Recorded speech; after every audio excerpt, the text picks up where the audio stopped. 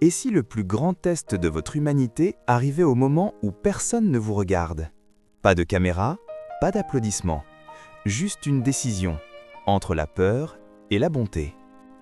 Cette histoire va peut-être vous faire pleurer, mais surtout, elle pourrait vous faire réfléchir autrement sur la valeur d'un simple geste.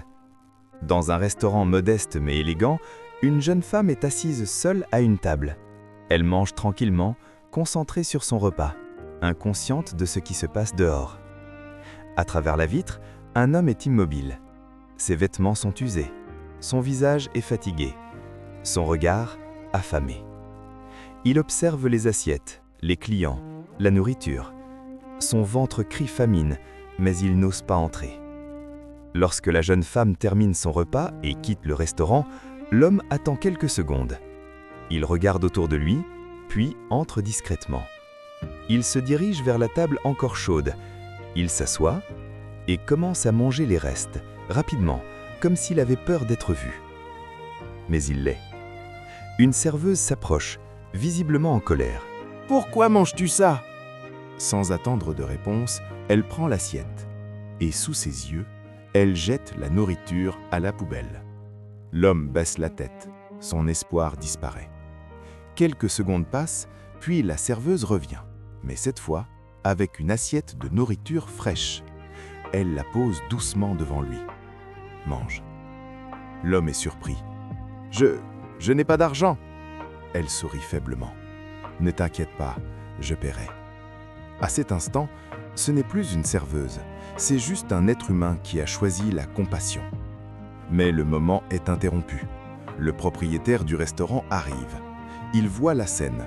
Son visage se durcit. « Ce n'est pas une œuvre de charité ici. Pourquoi nourris-tu des mendiants ?»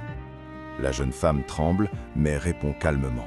« Je paierai son repas. » Le patron s'énerve davantage, la menace, puis s'en va furieux. L'homme a tout vu. Il se sent coupable. Mais la serveuse lui murmure « Mange en paix. Ne t'en fais pas. » Après avoir fini son repas, l'homme sort un petit papier froissé. Il écrit quelques mots, le plie et le laisse sur la table. Puis il part. La serveuse ouvre la note. C'est un message de remerciement, simple, sincère. À ce moment-là, elle ressent quelque chose de profond.